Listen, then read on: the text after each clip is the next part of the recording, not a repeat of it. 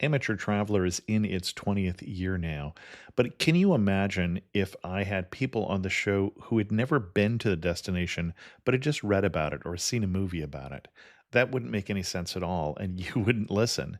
We all know how important it is to receive advice from people who know a destination to get the most authentic local experience. And a great option for experiencing this is Explore Worldwide and their authentic small group adventures, led by local tour leaders, perfect for solo travelers who want to meet like minded people with a desire for adventure. I'm often an independent traveler, but two of my last three trips were with small group tours because they organize everything and it's a lot easier. If you want to recreate the tour I did to Malta, they have a Malta and Gozo Discovery Tour. I'm intrigued by one of their tours called A Taste of Sicily. The company again is Explore Worldwide, and visit exploreworldwide.com to learn more. And thanks to Explore Worldwide for sponsoring this episode of Amateur Traveler. I got my bags packed and on a roll. I'm heading out there and I'm ready to go. Looking real good in my passport photo. Oh, no. Amateur Traveler, episode 790. Today, the Amateur Traveler talks about whales and national parks, lighthouses and the other kind of national parks, Via Ferrata and Poutine, as we go to the Quebec Maritime. Heading home, but maybe not today. Welcome to the Amateur Traveler. I'm your host, Chris Christensen. Let's talk about Quebec. I'd like to welcome to the show Margarita Ibbott from downshiftingpro.com. And Margarita has come to talk to us about the Quebec Maritimes. Margarita, welcome to the show. Hi, it's nice to be back. I'm really happy to be here, Chris. And you say be back. You were on the show before talking about...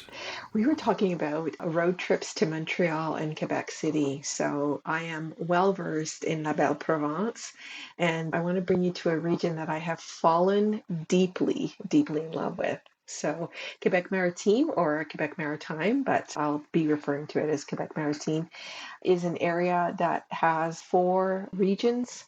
It is the North Shore, the Lower St. Lawrence, the Magdalen Islands, and of course the Gaspésie, which is on the peninsula. So we're going to be spending most of our time on the Gaspé Peninsula today, and hopefully you're just going to want to go. It's just going to be a destination for you. Excellent. Well, and I think the Amateur Traveler listeners are smart enough to know that when we're talking about Quebec, we're talking about Canada, Eastern Canada particularly, but we'll just say it for in case anybody didn't know that, but I think they do. Excellent. Well, why should someone go to Quebec Maritime? Well, I think one of the most important reasons is Canada is the second largest country in the world, but it has a very unique position in that it has a province that is primarily French speaking. So, although you would find spectacular things to find in the Atlantic provinces, in the Atlantic Maritime region, the Quebec Maritime region, the adage goes, je ne sais quoi, it is very distinctly French. So, if we were, for example, in Montreal or in Quebec City, you very easily be speaking English. You wouldn't have any problem. But once you start going into rural Quebec, as you are going into the maritime regions, it is truly, you are immersed in the French culture. It is French food, it is French culture, it is everything that you want and more. So the big difference really has to be with other maritime regions is one is the area that we're covering. I mean, it is absolutely a huge area. These four regions within the Maritime, the Quebec Maritime, covers thousands and thousands of kilometers going all the way up the North Shore as you get towards Labrador or within the peninsula. So I think that's the most important things. You're going to see some cities, they're not big cities though. This is really very much rural nature focus. It is all about working to live. So being able to do all those outdoor things that you want to do. And there is a lot to do in this region. Excellent. Well, what kind of itinerary are you going to recommend for us? Well, I'm going to recommend an itinerary that can take anywhere between 10 to 14 days. So you can actually do it in a bit of a shorter time, but that just means you got to come back because there's so much to see. But the itinerary can start in two different places depending on how you are going to get here. So we are going to either fly into Quebec City. So Quebec City is the provincial capital of Quebec and is accessible from sort of any major US destination. You may come through Toronto first of all, or you come through Montreal first of all, and then go up to Quebec City, but you will land in Quebec City. And at that point in time, you're going to rent a car. You're going to rent a really great, solid car, and you're going to start from Quebec City. We're going to be driving up the South Shore. So from Quebec City, and go back to the other episodes of Amateur Traveler and listen to my whole talk about Quebec City. I just love it. It's a historical city. It is a Hmm. UNESCO World Heritage Site. Spend a couple of days there for sure, just to get acclimatized. The food, fantastic, but it is easy. The roads are fantastic. They're really, really good roads. And so you're going to start heading up on the South Shore. What happens is the St. Lawrence is the gateway to the Great Lakes. Right? This is how we get to the Great Right. Lakes is through the St. Lawrence River. If you just put out your hand, your left hand, and you're going to look and you're going to separate your thumb from the rest of your fingers and you have your fingers all together, that pretty much is the shape of the province of Quebec. Okay. And the region that we're going to go to is the thumb part. And if you look at where your thumb meets the rest of your fingers, that is the St. Lawrence. That's the St. Lawrence Seaway. So from the St. Lawrence Seaway, you're going to hit the Atlantic and you're going to hit the Maritime provinces and all of the eastern seaboard from there. Right. So we can get to this destination specifically either through Quebec City and we drive up, or you can actually cross from Maine. From Maine, you've got to go through New Brunswick and you can do it in two places. You can do Hmm. it in Fort Kent, which is in Fort Kent, Maine, which is sort of adjacent to Edmundston. And that is sort of directly across from Riviere du Loup. Or you're going to go further up, and that is going to be Campbellton, and you will be at Pointe à la Croix in the Gaspésie. So you'll be a little bit sort of further up on the Gaspé Peninsula. But those are the two ways that you could get. So you can either drive in from the United States through Maine, also obviously through New Hampshire, Vermont, Hmm. New York. All you have to do is you end up on the Trans-Canada and you just keep going east. You just keep going east on what we call the 401 or the Trans-Canada Highway, which is the highway that goes right across our country. So those are the sort of 2 points of entries that we have. So from Quebec City, if we start from Quebec City, we're going to head 2 hours, I'm going to say sort of northeast is how you are going. And we are going to enter the lower St. Lawrence region or Bas Saint Laurent, which is the beginning of Quebec Maritime. You're going to hit a beautiful little village called Kamouraska. And like a beautiful little picturesque maritime village. It's got artisans, it's got great little gourmet shops. It's a great little place to start. And it also has this fantastic little microbrewery that we went to. And it was just so much fun. When I was there this fall, I was traveling with my adult children and my husband. So it's a whole different version of family travel when you get to travel with adults. Sure. Yeah. Drinking age in Quebec is 18, important to note. So it is not Hmm. 19 as it is in Ontario, it's 18. So all of my children are in their 20s, so there's not a problem. But it just made it for a really fun tour to be able to stop off at some microbreweries. And I don't know about you, Chris, but microbreweries are just popping up all over the place, all over Ontario and all over Quebec. Oh, yeah. They're coming up with some really interesting tastes. So we went to a small microbrewery just outside of Kamouraska and we had a lot of fun. So the name of the microbrewery is Tête d'Allumette, which literally means the head of a match head, I guess it would be. Tête d'Allumette. So Okay. they didn't have food, so they had snacks, but not food. So that was one of those things I'm going to forewarn you because we thought we were going to go for lunch and ended up having olives and chips. So, but it was absolutely beautiful because it was right on the St. Lawrence Seaway. So it was a lot of fun. Yeah, we had a really good time. Got it. So from then, if you're still feeling a little bit peckish, you're going to make your way about 30 minutes later on, and you're going to get to Trois Pistoles. Trois Pistoles is three pistols. Is that how you would say it in English? Mm-hmm. But it's actually famous in Canada because it has a French immersion program. So people from all over the country, and I think all over the world, Hmm. come to Trois Pistoles to do like a French immersion programs. So it's really famous for that. And during the summer, it's got tons of people in it. But this is my little tip to you. If you think of Quebec or you know anything of Quebec, we have a delicacy called poutine. Sure. Poutine, to the uninitiated, are French fries, and then they put cheese curds on top, Mm-hmm. and then on top of that, they put gravy. Now, this may not sound appealing, but it truly is one of the most delicious things that you could possibly eat. And the reason I'm bringing this up is because in Trois Pistoles, there's a place called Fromagerie des Basques, and this is what they produce. They produce cheese curds. So you could buy like a 4, 5 pound bag of cheese curds. Like it's a huge bag of cheese curds, and they are absolutely delicious. And a true cheese curd squeaks. Sure. So when you bite it, it should make a nice squeaky sound. But they have a great little restaurant there with some of the best pizza that we had on this trip period. It's kind of like a fun, quirky thing to do, but definitely take some time. It's also on the water, really fun. Stop by, buy some cheese curds, and then make yourself your way to Rivière du Loup. So Rivière du Loup is sort of a larger city and it has a couple of things that are important. One, this is one of the points where you could do a ferry crossing and go to the North Shore from the South Shore instead of driving all the way down 2 hours, crossing in Quebec City, and then going up 2 hours. So the best Mm-hmm. thing to do in order to really experience this is to do a ferry crossing there. And there's also whale watching tours. So whale watching tours are another primary reason that you want to go to this region.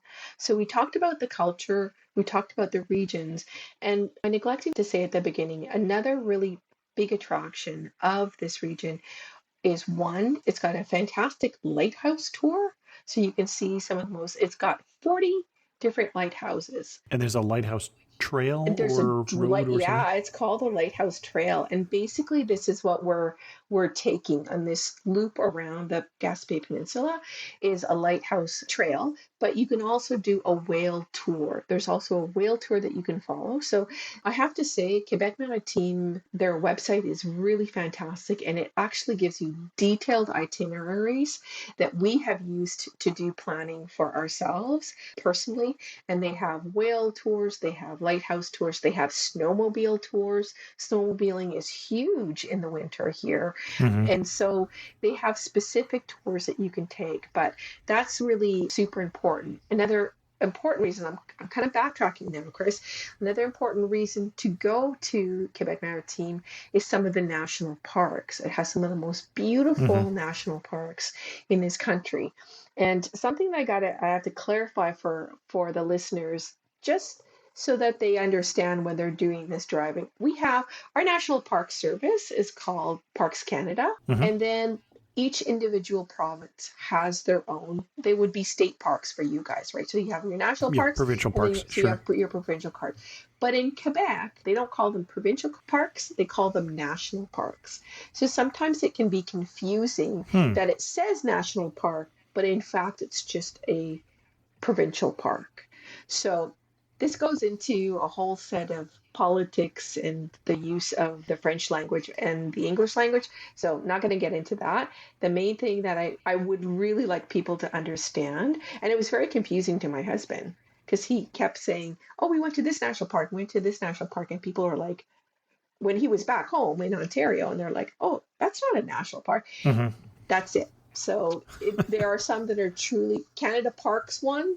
When you're looking for Canada Parks, they are usually brown signs and they have big yellow iconic Kestöv, a beaver, as its Right. symbol. Okay. But those are the things that you're actually really looking for, and that's one of the other reasons that you want to come to the Quebec Maritime.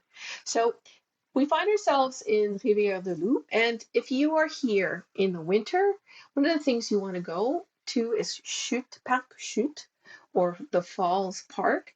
Why, Chris? It's one of the few places in the province where you can go ice climbing. So this Where one can go ice climbing is really what you. where one can go ice climbing. So in this particular park, they actually flood a cliff across from the power plant where Mm, there are falls, there are natural falls, okay. and it is absolutely spectacular. It's really, really beautiful to watch. And when we were actually there in the fall, I was pointing this out to my kids, and I said, they like flood that, and it becomes just a wall of ice, and you can go ice climbing. And we were just thinking, those people are insane. I mean, it's one thing to climb a mountain, it's a whole other thing when it's a complete wall of ice, but it's pretty spectacular. So I thought it would be something interesting to mention if you were in fact coming to Hmm. this region in the winter. This is a region that you can visit both during the summer and during the winter. There are plenty of activities that you can do in all seasons too. I mean, we were in their fall and we still were able to do something. I've been there in the middle of the summer, in the fall, and in the spring, and had a wonderful time. So it's really good. And I was curious that you said that because we did a trip to New Brunswick and PEI and a little bit of Nova Scotia 3 years ago with my adult children, or at least adult daughter and her husband. And we got there, I think, the week after Labor Day in September, and it was pretty much closed. There were a lot of the tourism things were closed. So I was interested when we were talking earlier that that is not the case in this area, that there's still a lot of tourism things Yeah, available. I think to be clear, like you can still go to some of the national parks, but Hmm. the typical touristy things where you're going to have guides and Okay. things like that, maybe you're not going to have as much. But for example, if you were going to hit Rimouski, and where we stayed was a place called Domaine Valga. And the reason that I love this place is that, well, first of all, it's a privately owned vacation resort. There are log cabins, and there's Hmm. also a big, large lodge, but they have their own private lake, and they actually cater to snowmobilers. Okay.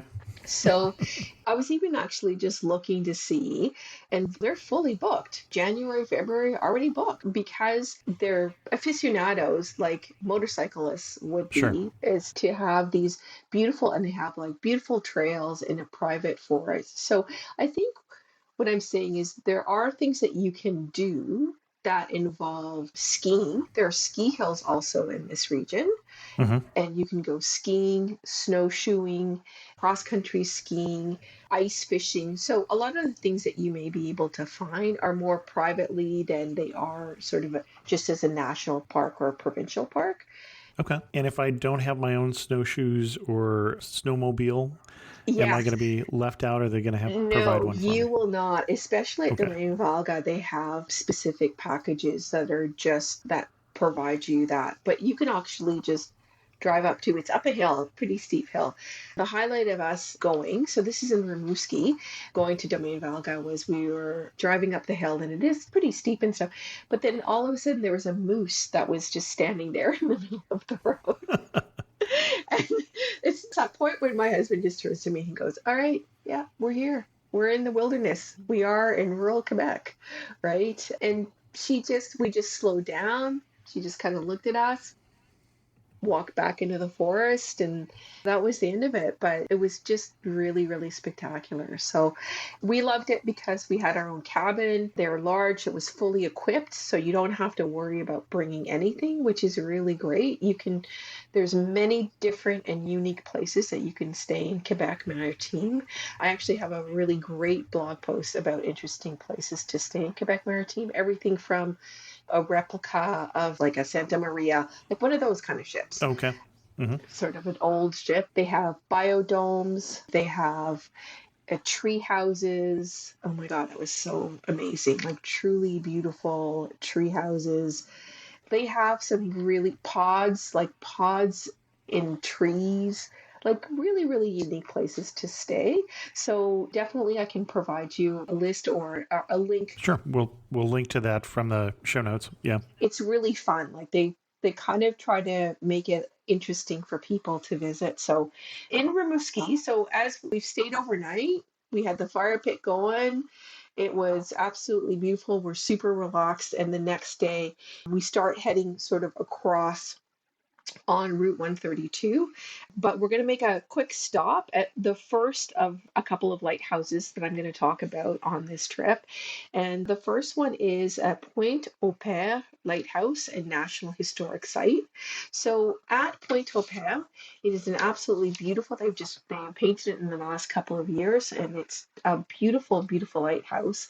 But more importantly, there's buildings where the lightkeeper lived, and they also have the Empress of Ireland Museum. So the Empress of Ireland was a ship that sank in 1914, and it was the biggest maritime disaster in Canada. It's really interesting. My son loved it. He just thought it was really great. And then beside it is the I gotta say it's right, Onondaga, which is a decommissioned submarine.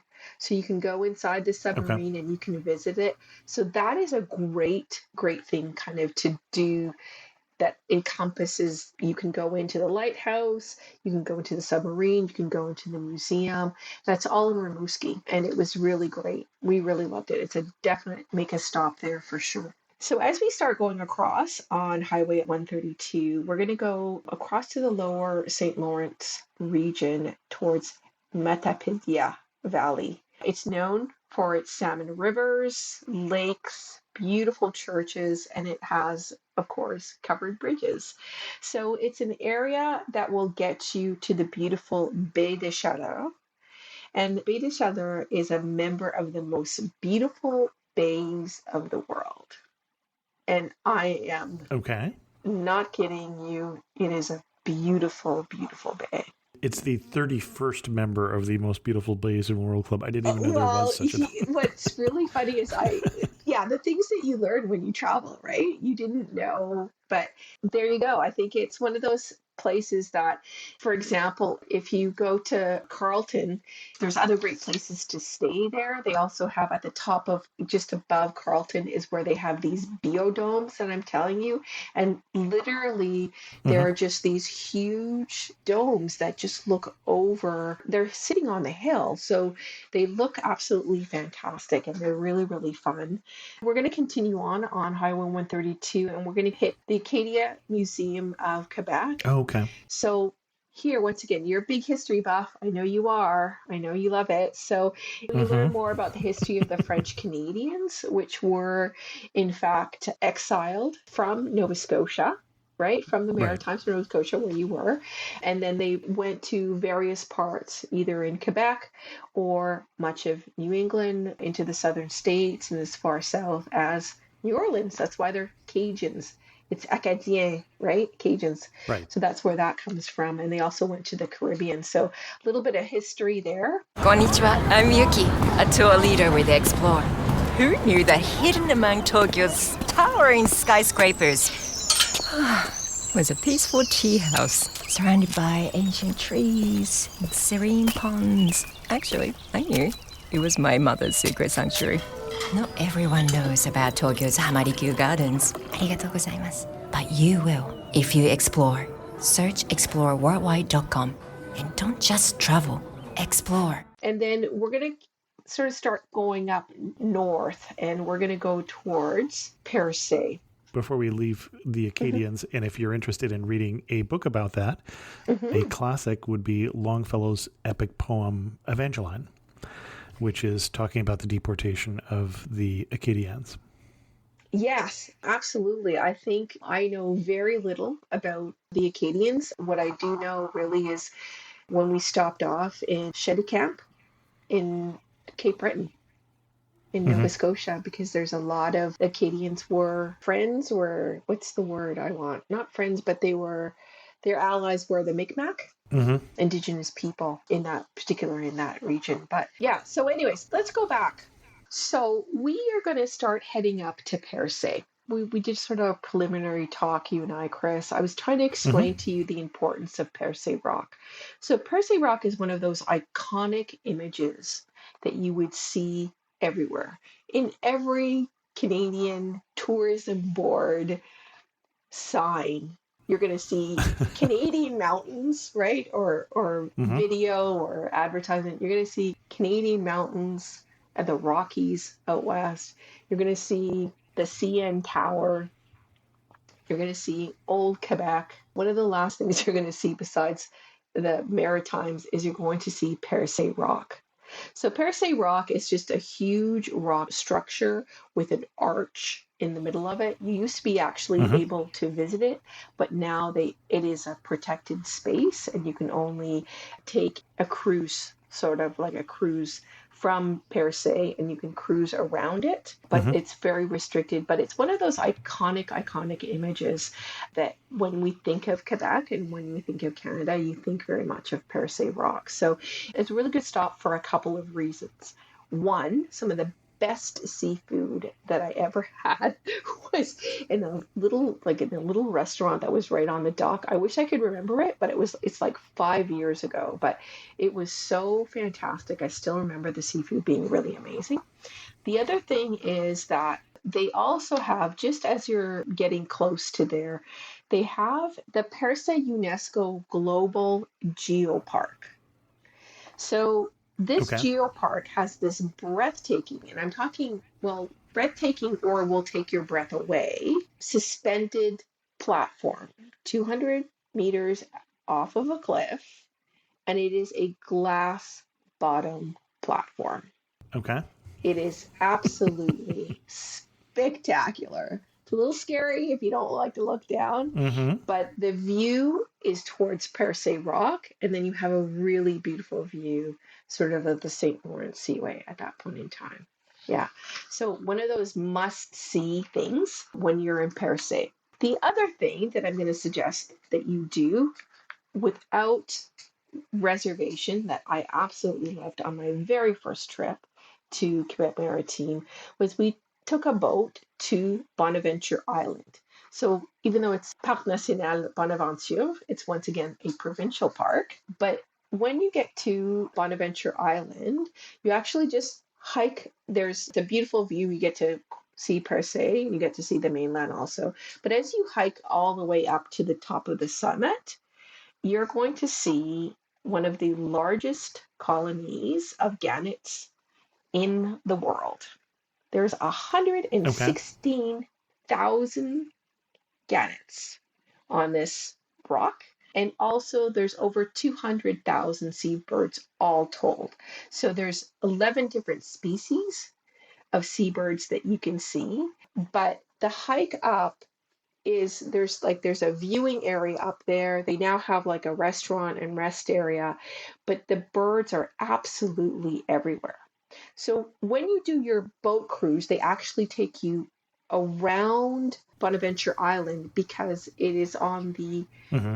east, mostly Mostly east part, east of right? per se. And they are all on the cliffs. They're all hanging, all of their nests and everything are all on the cliffs. And so Hmm. it is really a sight to see. I've never seen that. I've traveled a bit, but that was something that was completely new to me. The sound was unbelievable of all of these birds, the spell, but just in Hmm. general, I think it's really, yeah, it's Sure. really, really well done. And just one of those nature things that it's well worth the hike up and well worth being able to see the colony of gannets. It's just amazing. It's really, really beautiful.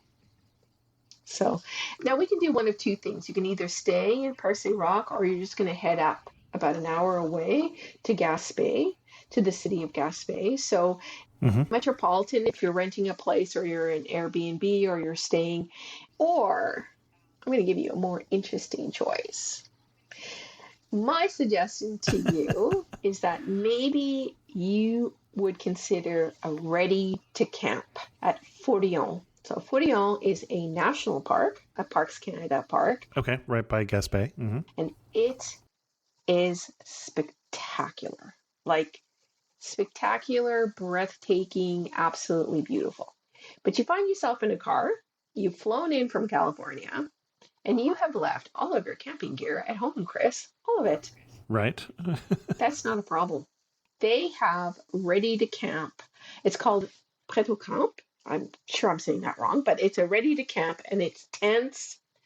They have yurts, they have cabins, and they have these really unique pods also. Once again, going to have to go to that unique accommodations in Quebec.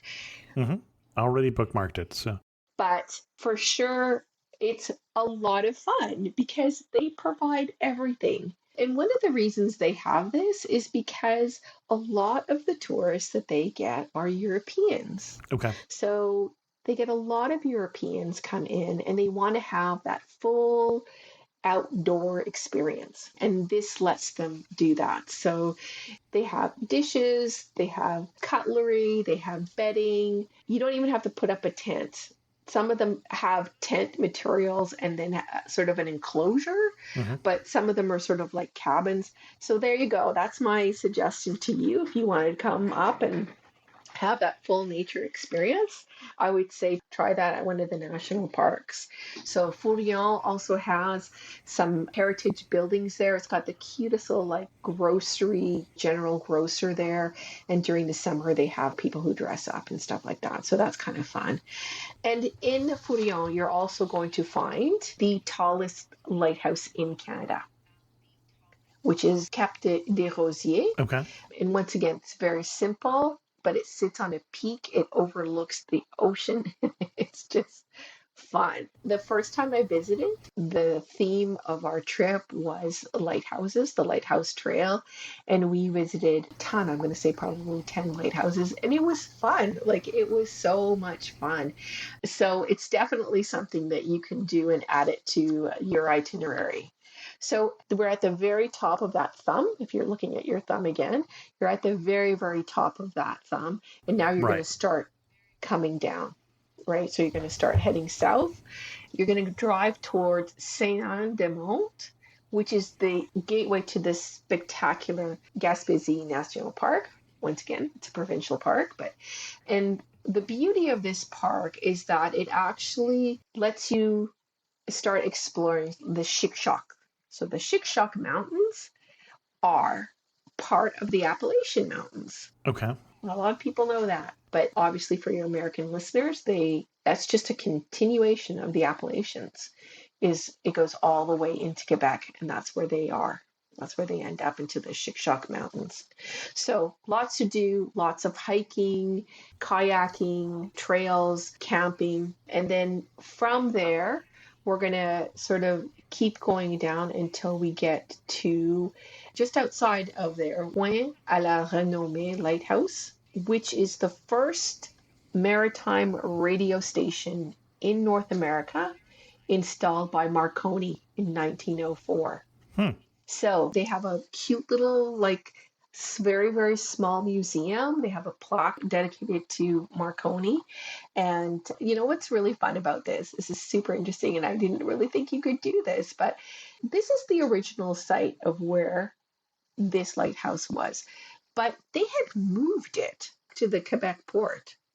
And this lighthouse lived in that port for 20 years until they decided to bring it back to its original site. So it's the most traveled lighthouse in the world because it went from where it is now to Quebec City and then back again. But I just love it. That was one of my favorite ones, actually. It was really, really cute. I really thought that was an interesting one. So as you're driving along, one of the things that's really beautiful is just there's lots to see, but it's a very relaxing drive, right? You're there to just sort of take it in, stop at any sites, like any vistas that you can view, just St. Lawrence Seaway. You can whale watch even because the whales come in and out of the St. Lawrence Seaway. So sometimes if you're lucky enough, you will see some whales for sure. Okay. But your next stop is going to be Matane. So Matan, there's also another lighthouse, which is quite close to there, called Le Matre or the Martin Lighthouse. And the unique thing about this lighthouse is that it's a wooden lighthouse. It's completely made out of wood. The Hmm. other ones are all made out of steel. And this wooden one, what's also really pretty about it is that it's red. For the most part, a lot of the lighthouses are white and then they have red tops to them. But this one is just all red and it has some really beautiful, has a little small museum, once again, really, really fun. But what I want to tell you about Rio Matan is like, first of all, it's a French Canadian chain. So as far as I can tell or remember, I don't think there's any other hotels outside of the province of Quebec, but it was super modern. It actually reminded me of European hotels that I've stayed in. Ultra ultimatum, right on the water, big, beautiful. It wasn't a sandy beach, it was like a big rock beach, but absolutely beautiful. But the highlight of that stay was the restaurant called Cargo. It had the most spectacular seafood platter I've ever had in my entire life. Like it was out of this world. So I am a foodie by nature. My father is a retired or was a retired, he's passed now, but he was a chef. So I was very fortunate to have some really amazing food and really appreciate really good food. So I have nothing but good things to say about this restaurant. You rarely will hear me say really fantastic things about a restaurant, but I loved that place. So it's the Riotel Matan is that hotel. So you're all rested up, you've had a great meal, and the next day you're going to keep going south. And not far away is one of the loveliest places that you'll ever see if you are a gardener. So this is the Jardin des Métiers or the Renford Gardens. So Elsie Renford had a lodge there. She had a house and she loved to garden. And hundreds of miles, kilometers away from any sort of garden supplies, she decided to put together these spectacular gardens. And she curated these gardens for absolute years. And they are gorgeous. You could spend hours just walking around the gardens. But the true appeal of Renford Gardens is their International Garden Festival. So I was lucky enough to see this. It's in its 23rd year. This year they're celebrating 125th anniversary of her birth, of Elsie Renford's birth. And I tell you, it's a bucket list to return to see those gardens. They are not simple little pieces, they are Hmm. large architectural, artistic pieces. It's art in a garden setting. They're big pieces, Chris. These are not small installations, they're large installations, and it is absolutely stunning. It runs from June to October. It is an international, and it truly is international.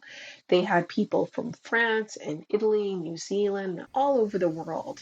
And once again, you're on the blog.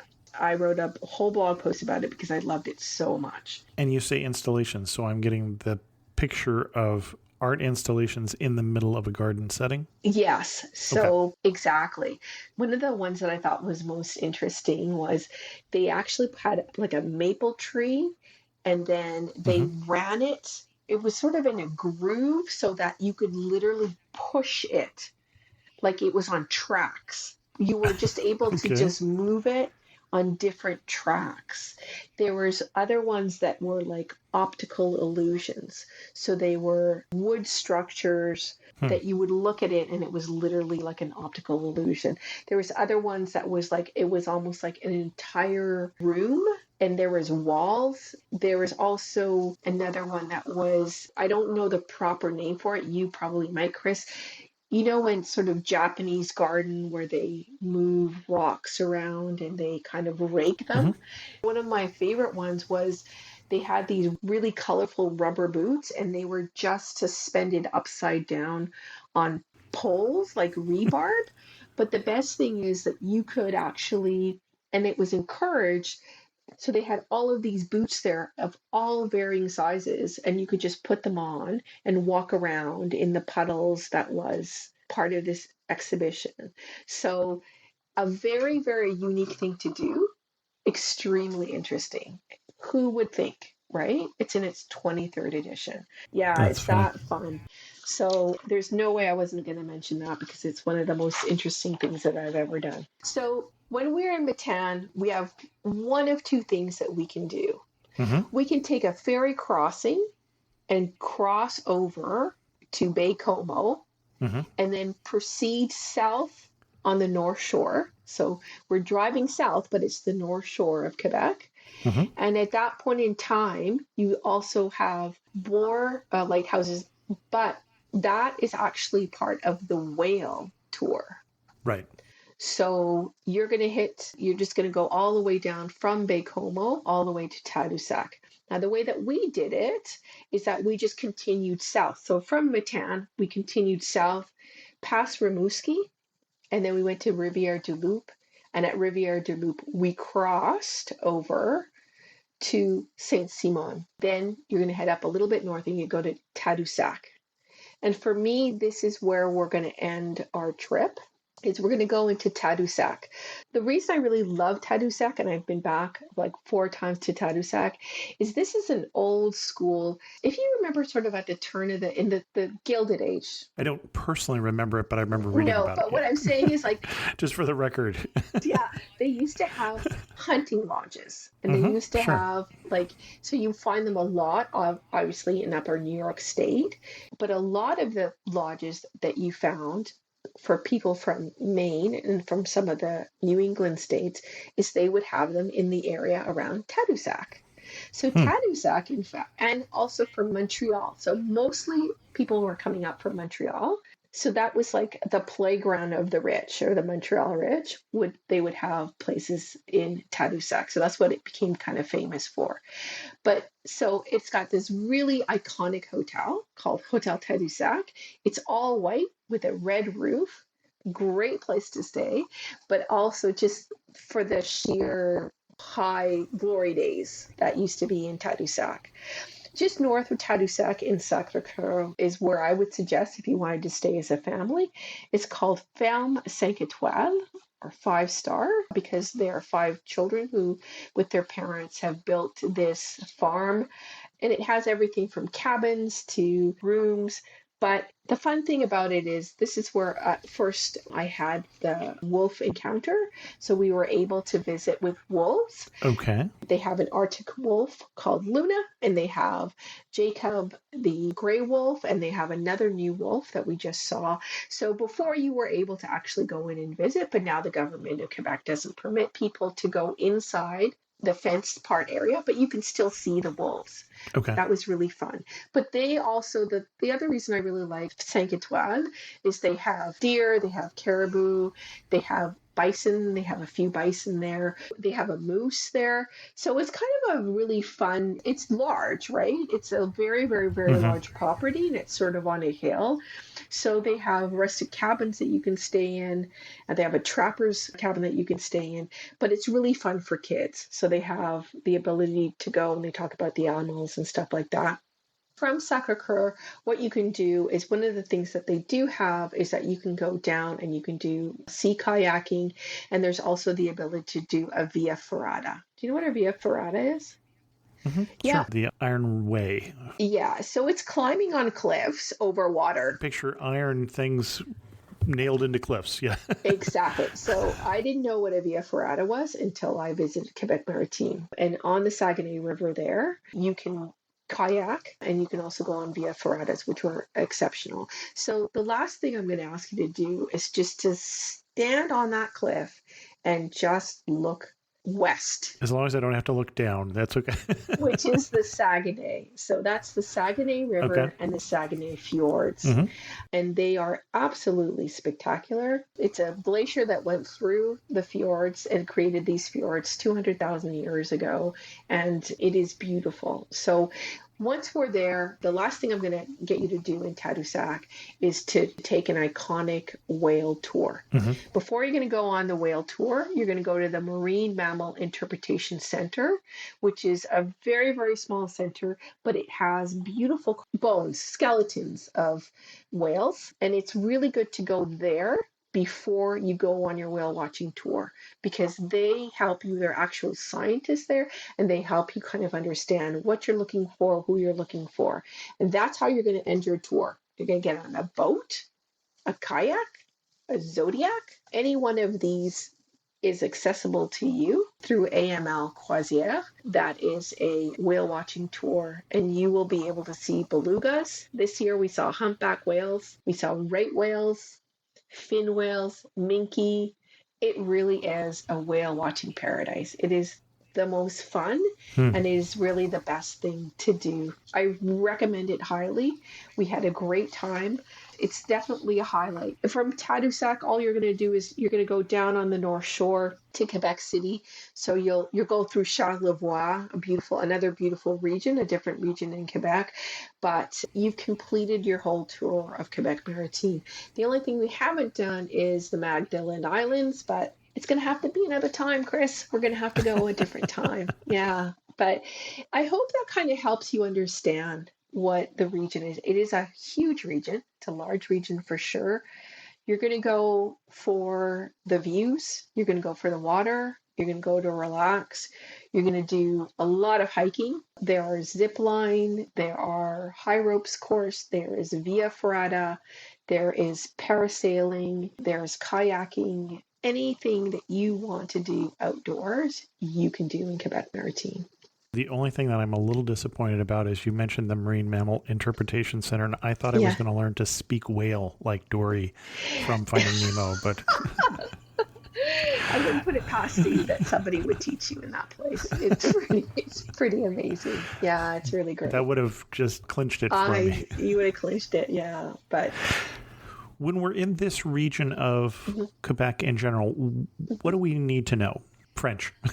Besides that. Well, besides French, I think what you need to know is at this point in time, we are still looking at COVID passports. So in order to be inside a restaurant, anything that's enclosed, you will still need a vaccination passport. That is required in Quebec at this point in time.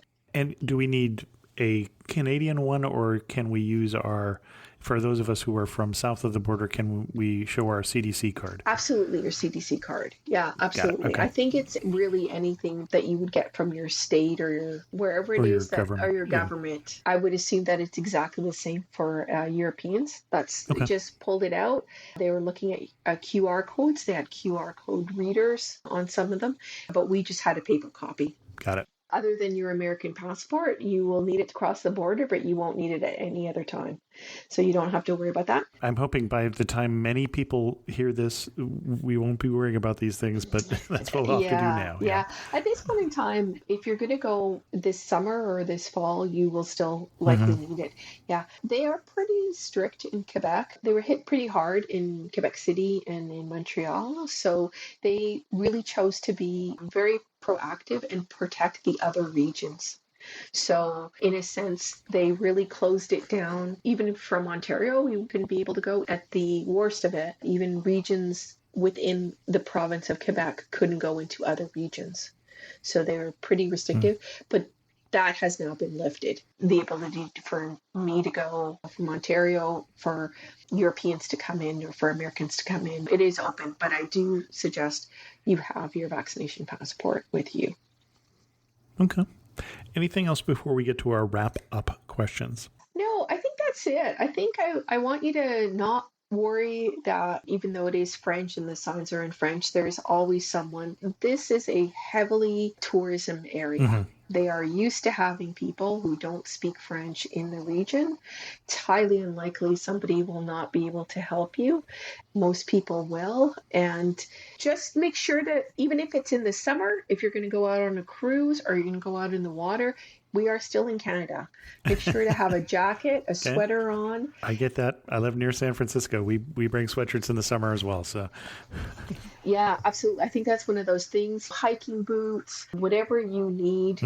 Yeah, it's not sort of a formal place. And you're always going to be looking for, if you're going to be looking for something to eat, you're going to be looking for poutine. In Rimouski, there's one that's in the train station. Anyways, don't get me started. It was fantastic.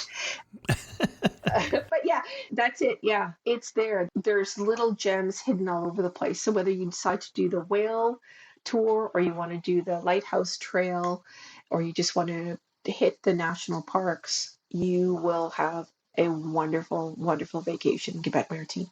Excellent. You are standing in the prettiest spot in Quebec Maritime. Where are you standing and what are you looking at? Oh my goodness. I still have to go with And am I standing on a pane of glass? Fortillon Park. Oh, I'm going to say you're not. That would be a good second. Okay. That would be a good second, but there's just nothing like the natural beauty of being in a national park. Mm-hmm. And Fourillon is my ultimate favorite. I think it's absolutely spectacular. And you're just looking out onto the cliff and the water and the beauty that is beaches and the water. I'm landlocked, right? I'm in London, Ontario. Right. I'm between two lakes, right? So anything that has a sea view to me is just the best. It's absolutely the best. Or you're standing at that platform and you're looking towards Percy Rock. Okay. Yeah, for sure. One thing that makes you laugh and say only in Quebec or only in Quebec Maritime. Oh my gosh. You know what? I'm going to go back to poutine because I think they've now perfected it to that they have these variations of it now. Oh, yeah. I've had turkey and cranberry poutine and barbecue beef poutine. Yeah. And you were just kind of like, that should just not be done to French fries, right? It's really... The barbecue beef I particularly enjoyed, actually. Yeah. Pulled pork actually was quite exceptional. Sure, yeah. We really liked the pulled pork one. But, that was New Brunswick, so they go crazy, apparently. Yeah. Or no, sorry, that was PEI. It was the barbecue. The turkey and cranberries was New Brunswick. So. Yeah, so I think that's kind of one of those things that you just sort of say, no, it's just, I'm okay with it, but I know that the people I have traveled with who are Americans and they're like, this is just not cool. They're purists. Putting cheese on French fries. And I'm like, no, it's gotta have the gravy so the cheese curds melt. Other than that, it does sound really bad. So that's it. Yeah, that's mine.